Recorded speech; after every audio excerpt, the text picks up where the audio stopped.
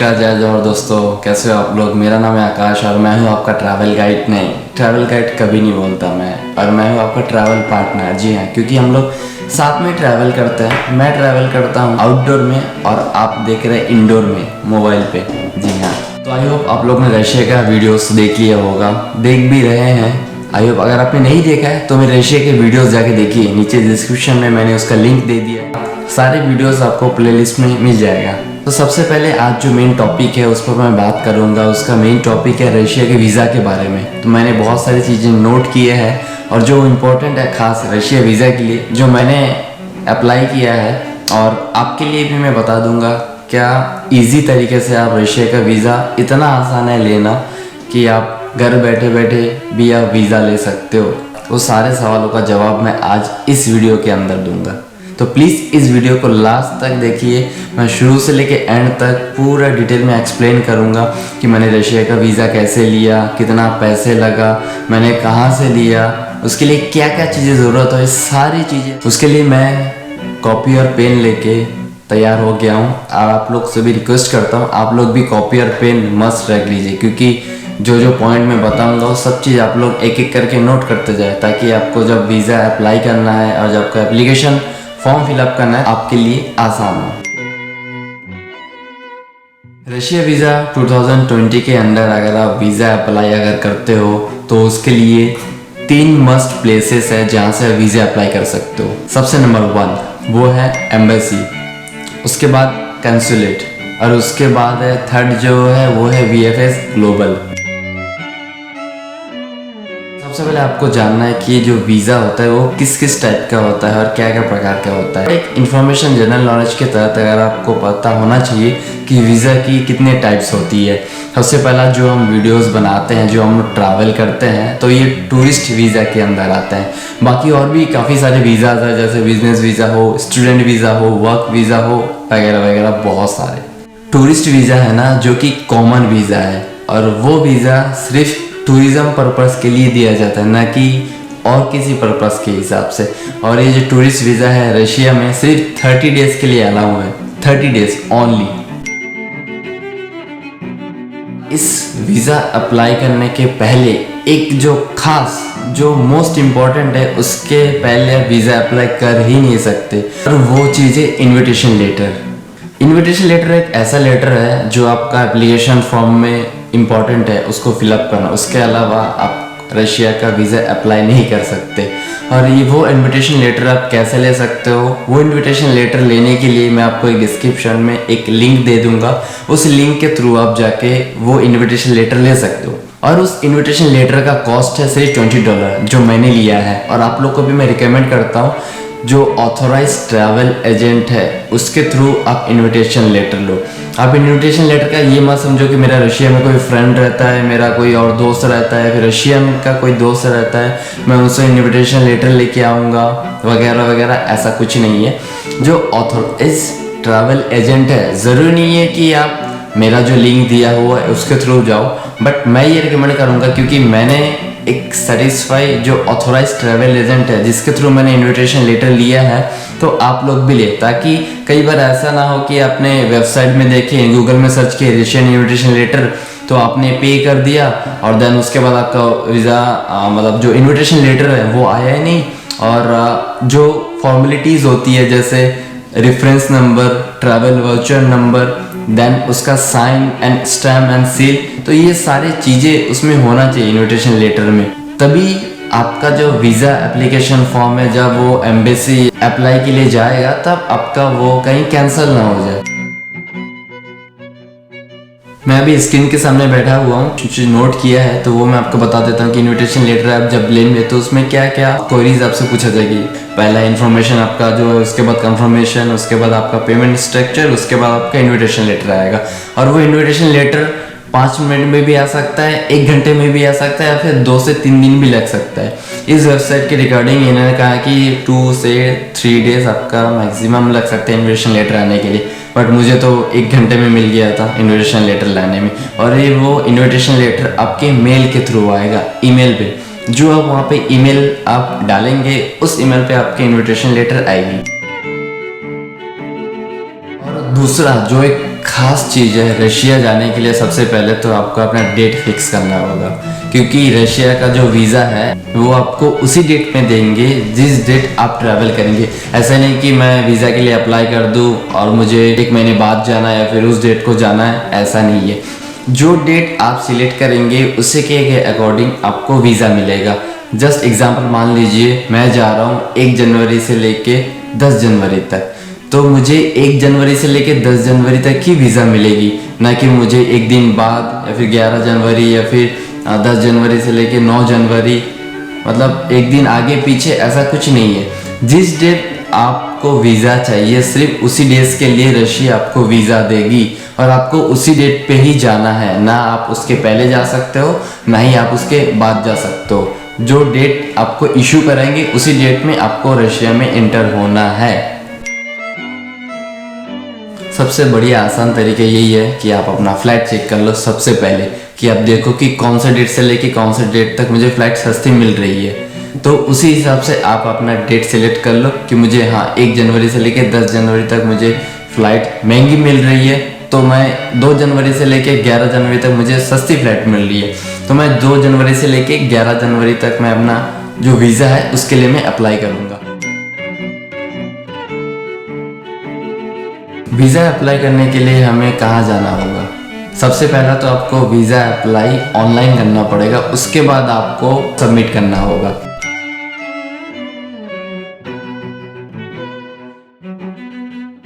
तो visa application form भरने के लिए आपको 2-4 चीज़ें चाहिए। उसमें तो सबसे पहले आपका इनविटेशन लेटर, उसके बाद आता है मेन आपका पासपोर्ट, और उसमें 2 पेजेस खाली होना चाहिए। क्यों? क्योंकि एक पेज में आपका स्टिकर जो वीज़ा लगेगा वो, और एक पेज में आपका स्टैम्प के लिए। उसके बाद आपको चाहिए होटल कंफर्मेशन बुकिंग।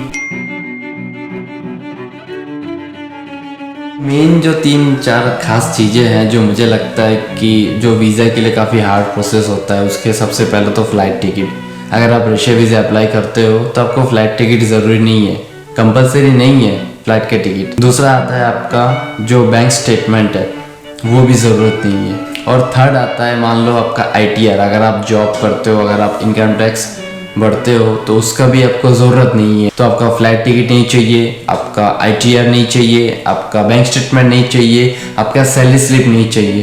तो रशिया वीज़ा के लिए 3-4 चीज़ें नहीं चाहिए। बट अगर आप फ़्लाइट का टिकट आप अगर करना चाहते हो तो वीज़ा लेने के पहले, क्योंकि आपको डेट ब्लॉक करना है, क्योंकि आपको उसी डेट में आपको वीज़ा मिलेगा, तो मैं आपको पर्सनली रिकमेंड करूंगा, क्योंकि मैंने भी वही किया है। पहले अपना टिकट बुक किया, उसके बाद मैंने अपना वीज़ा के लिए अप्लाई किया, क्योंकि मैं टिकट उसी टाइम पे बुक किया जिस डेट से मैं जिस डेट पे जाऊंगा और उस डेट से मैं वापस आऊँगा। तो मैं आपको बेसिकली आपको बता दूँ, जब आप इस वेबसाइट में आएंगे तो आपको कुछ ऐसा इंटरफेस होगा, आपको क्या क्या उसमें फिलअप करना है वो मैं आपको अभी बता रहा हूँ। मेरे सामने लैपटॉप स्क्रीन है, तो जैसे आप उस लिंक पे क्लिक करोगे तो ऐसे कुछ इंटरफेस आएगा। तो उसमें आपका कंट्री सिलेक्ट करना है, फिर उसके बाद आपका लैंग्वेज सिलेक्ट करना है, इंग्लिश ऑब्वियसली सिलेक्ट करोगे। उसके बाद आप कंफर्मेशन करके आप आगे कंप्लीट न्यू एप्लीकेशन फॉर्म में जाओगे। आपकी आईडी वहाँ पे आ जाएगी, जो आपका एप्लीकेशन आईडी है वो। उसके बाद आपको पासवर्ड बोलेगा, आपको पासवर्ड न्यू पासवर्ड उसमें क्रिएट करना है, फिर उसके बाद कैप्चा ऐड करना है, उसके बाद सबमिट करना है। एक और जो मेन पेज आता है, अभी से आपका शुरू हो जाता है जो भी सारे डिटेल है। करीब 6 पार्ट में आपको ये जो इन्फॉर्मेशन है वो आपको फटाफट से फिलअप करना है। फर्स्ट नंबर पे आपका नेशनैलिटी इंडिया है, और पे आप कह रहे हैं कि आपका पहले, इसके पहले आपका रशिया का आप सिटीजन थे, नेशनैलिटी लिए थे, तो नो कर दीजिए। उसके बाद आता है पर्पज़ ऑफ विजिट टूरिज़्म, उसके बाद पर्पज़ ऑफ विजिट टूरिज़्म, उसके बाद वीज़ा कैटेगरी कॉमन टूरिस्ट, उसके बाद नंबर ऑफ एंट्रीज सिंगल। अगर आपको डबल या फिर मल्टीपल एंट्री करना है तो आप वहाँ पे सिलेक्ट कर सकते हो। तो बेसिकली मैं आपको सिंगल ही फ़िलहाल बता रहा हूँ जो मैंने अप्लाई किया था, सिंगल।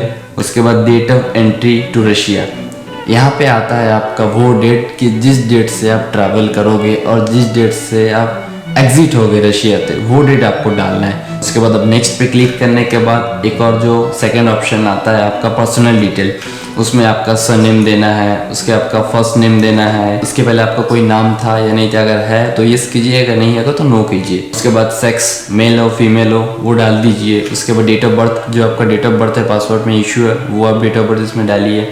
उसके बाद योर प्लेस ऑफ बर्थ, आपके पासपोर्ट में पूरा मेंशन किया हुआ है आपका बर्थ प्लेस कौन सा है, जो भी है वो डाल दीजिए। उसके बाद लिखा है if you were born in Russia select yes and आप वहाँ पे नो कर दीजिए, सिंपल सा करके सारी चीज़ देख के नेक्स्ट में क्लिक कीजिए। उसके बाद थर्ड ऑप्शन में आता है आपका पासपोर्ट डिटेल। इसमें आपका पासपोर्ट नंबर आएगा, डेट ऑफ इशू आएगा और डेट ऑफ एक्सपायर आएगा। उसके बाद आता है नंबर 4, इसमें आपका विजिट डिटेल। इनविटेशन लेटर में आपको जो डिटेल मिलेगा वो डिटेल आपको इस चौथे वाले विजिट डिटेल में आपको देना है।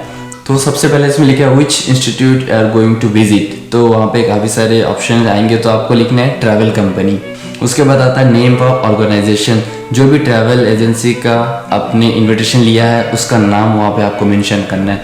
उसके बाद एड्रेस, उनका एड्रेस वहाँ पे देना है, उसका रेफरेंस नंबर वहाँ पे देना है। उसके बाद कंफर्मेशन नंबर, एक होता है आपका रेफरेंस नंबर और एक होता है कंफर्मेशन। तो वहाँ पे वाउचर में आपका लिखा रहेगा इन्फॉर्मेशन नंबर है, रेफरेंस नंबर है, फिर कंफर्मेशन नंबर, उसी हिसाब से यहाँ पे आपको 2 फिलअप करना है। उसके बाद डालना है आपको आइटिनरी प्लेस टू विजिट, तो मैं सिर्फ इसमें मॉस्को लिख दिया क्योंकि मुझे मॉस्को जाना है। उसके बाद मैंने दूसरा सिटी डाल दिया सेंट पीटर्सबर्ग, तो मैंने सेंट पीटर्सबर्ग डाल दिया। आपको कुछ और सिटी ऐड करना है तो ऐड करके वो सिटी भी आप ऐड कर सकते हो। उसके बाद लिखा है do you have medical insurance policy valid in Russia, और आपने रशिया जाने के लिए आपको मेडिकल इंश्योरेंस करा लिया है तो आप वहाँ पे येस कर दीजिए और उसका डिटेल डाल दीजिए। अगर आपने नहीं किया है तो नो कर दीजिए। मेरे केस में मैंने उस टाइम अपना रशिया जाने के लिए आपका मेडिकल इंश्योरेंस नहीं कराया था तो मैंने नो किया था। Have you ever visit Russia, क्या इसके पहले आपने कभी रशिया गया है, तो मैंने लिखा नो करके नेक्स्ट पे क्लिक कर दिया।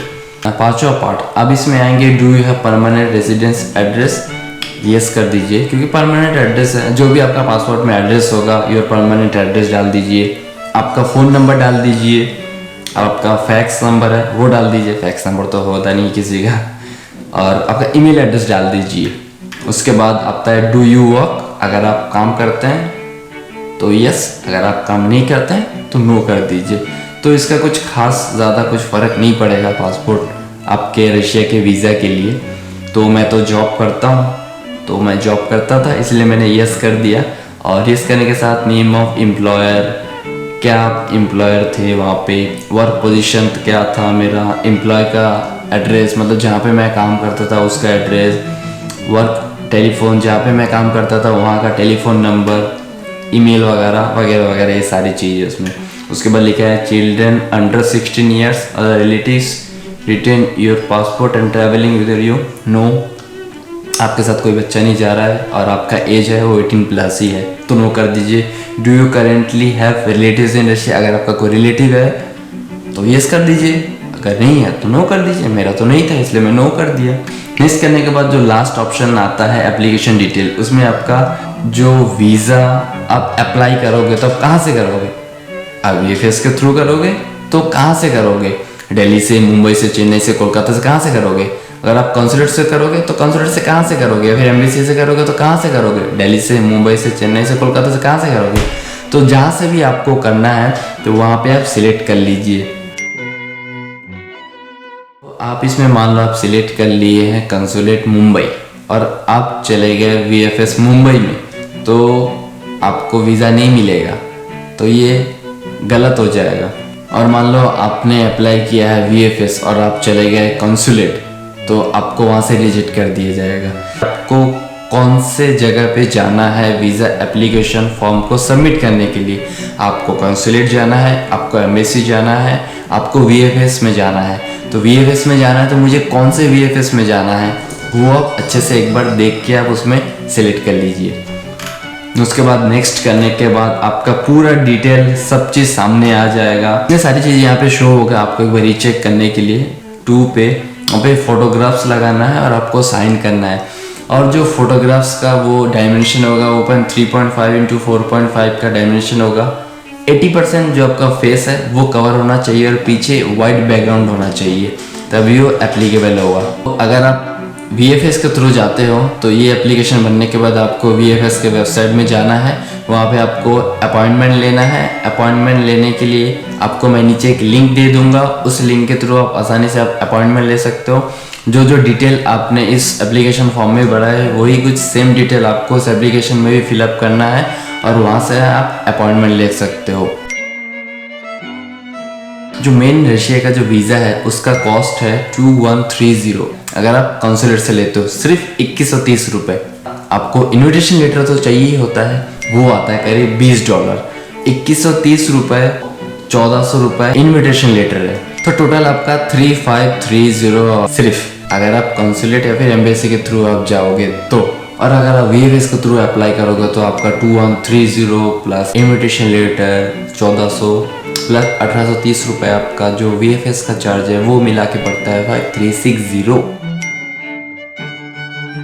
और अगर आपको कुछ एक्स्ट्रा सर्विस चाहिए जो कि VFS देती है, कंसुलेट एम्बेसी आपको नहीं देता है, VFS आपको ये सबसे अच्छा सर्विस देता है, बट सर्विस के साथ साथ वो पैसे भी लेता है, बट वो कमाल की सर्विस देता है। जो मैंने लिया है वो मैं आपको बता रहा हूँ। उसका मुझे एक सर्विस काफ़ी अच्छा लगा कि वो कुरियर भी कर देता है। बाई चांस अगर मान लो आप कंसुलेट से नहीं गए हो, आप VFS में आ गए हो और आपने सिर्फ वीज़ा अप्लाई बस कर दिया और काफ़ी दूर रहते हो, उस VFS कंसुलेट से काफ़ी ज़्यादा दूर रहते हो, 1-2 दिन लग जाता है आपको वहाँ तक आने के लिए।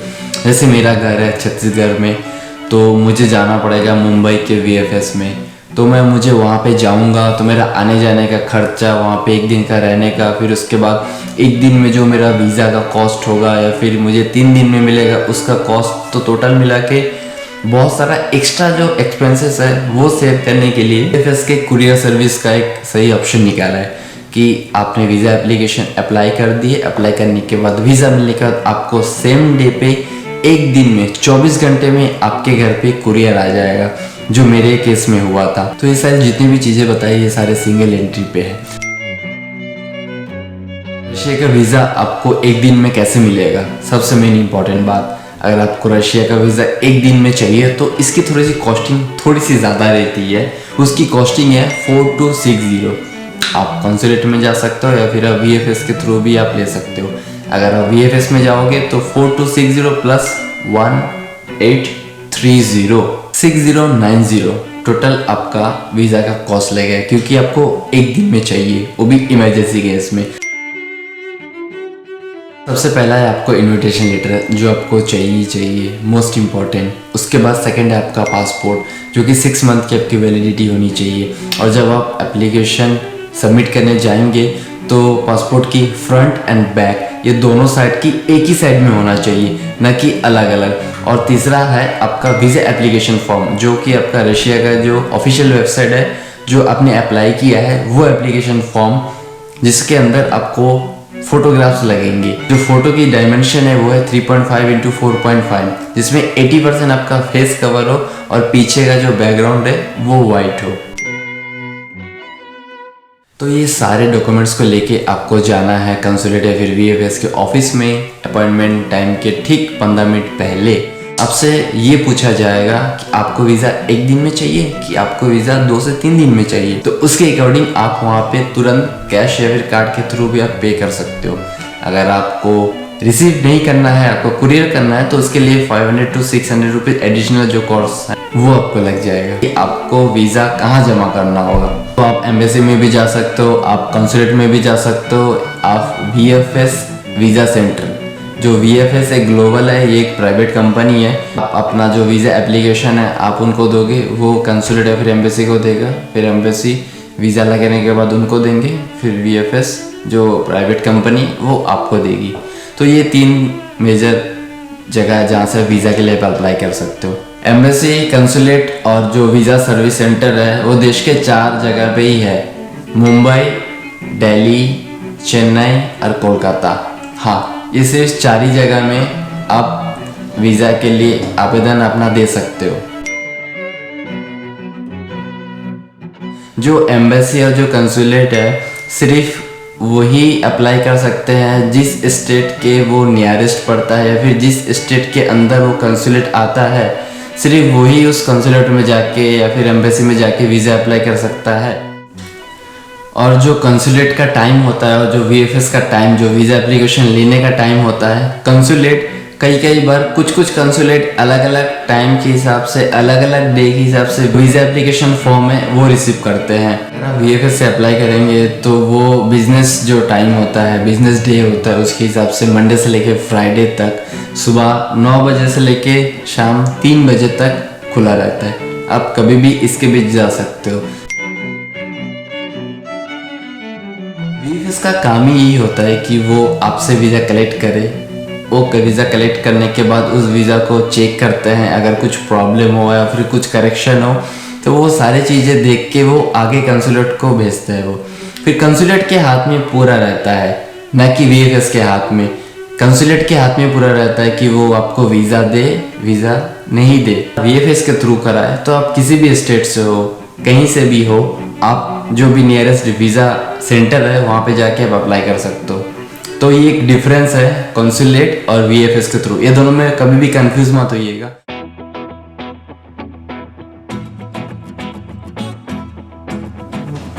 फाइनली अब जाके इतना सारा चीज़ प्रोसेस कंप्लीट हुआ। थोड़ा सा आपको ज़्यादा लंबा हो गया ये वीडियो। एक्चुअली क्या है, इतना ज़्यादा टेंशन वाली बात नहीं है। थोड़ा सा आपको लग रहा है कि ऐसा है, बट एक्चुअल में इतनी सी चीज़ है, ये इतना ज़्यादा डिफ़िकल्ट नहीं। तो मैं आपको रिवीजन के तौर पर फिर से बता देता हूँ आपको। सबसे पहला आपका है इनविटेशन लेटर, जो आपको ऑनलाइन आपने लिया था वो प्रिंट आउट करके वो लेके जाना है। सेकंड ऑप्शन आता है आपका पासपोर्ट, जो कि 6 मंथ वैलिडिटी होना चाहिए लास्ट एक्सपायर होने के पहले। उसके बाद थर्ड है आपका application form, visa application form, जो अपने रशियन एम्बेसी के वेबसाइट में जाके आपने फिलअप किया है वो। उसके अंदर आपको फोटोग्राफ्स लगाना है 3.5 × 4.5 का आपका डायमेंशन वाला फ़ोटो, जिसमें आपका 80% फेस कवर होना चाहिए, प्लस उसमें नीचे साइन होना चाहिए। और उसके साथ आपका जो बुकिंग है, होटल बुकिंग कंफर्मेशन, वो भी साथ में होना चाहिए। आई होप गाइस आपको मेरी वीडियोस अच्छी लगी होगी। अगर मेरे से कुछ इन्फॉर्मेशन अगर कुछ मिस हो गया होगा, आप नीचे कमेंट सेक्शन में आप मुझसे पूछ सकते हो, तो मैं उसका रिप्लाई ज़रूर करूँगा। और साथ ही साथ मेरा इंस्टाग्राम पे आईडी है, तो आप मुझे वहाँ पर भी आप सवाल पूछ सकते हो। अगर आपको कुछ डाउट हो तो इसके अलावा भी अगर आप यूरोप घूमना चाहते हो तो मैं तो यही सजेस्ट करूँगा कि आप पहले रशिया जाके आओ। कम पैसे में आपको बहुत ज़्यादा मज़ा आएगा, और आपको कम पैसे में आपको वीज़ा भी मिलेगा और आप यूरोप वाली फील रशिया में घूम के आओगे। ये सच बात है। अगर यकीन नहीं हो रहा है तो मेरी वीडियोस में जाके देखो, आपको समझ आ ही जाएगा। अरे मेरे को राजू पे भरोसा है रे। रात के बज रहे 2:07, आपको शायद टाइम दिख रहा है। इस वक्त अभी मैं वीडियो बना रहा हूँ। काफ़ी दिन भर थक के क्या करूँ, क्योंकि इंडोर में वीडियो बनाना इतना आसान मेरे लिए नहीं लगता, क्योंकि मैं हमेशा बाहर में आउटडोर में वीडियोस बनाता हूँ। तो वही आदत हो जाता है, ऐसे हाथ पकड़ के वीडियो शूट करना, चलते हुए बात करना, एक्सपीरियंस फील के साथ बात करना। ऐसे बंद कमरे में कुर्सी में बैठ के वीडियोस बनाना थोड़ा सा अनकम्फर्टेबल लगता है मेरे लिए, पता नहीं क्यों। खैर, आप लोगों को वीडियो इन्फॉर्मेशन लगा तो वो मेरे लिए बहुत ज़्यादा इम्पोर्टेंट है। मैं सोचा इसके लिए वीडियोस बनाना बहुत ज़रूरी है, क्योंकि वीज़ा के लिए काफ़ी सारे लोगों को इतनी ज़्यादा डाउट है कि तारीख पर तारीख मिलती रही है। तो सोचा मैं वीडियोस के थ्रू ही बना के पूरा डाउट क्लियर कर दूँ इनका। Thank you so much. फिर मिलूंगा किसी नए वीडियोस में किसी नए टॉपिक के साथ। हंसते रहिए, मुस्कुराते रहिए और लोगों को भी हंसाते रहिए। जय हिंद, वंदे मातरम।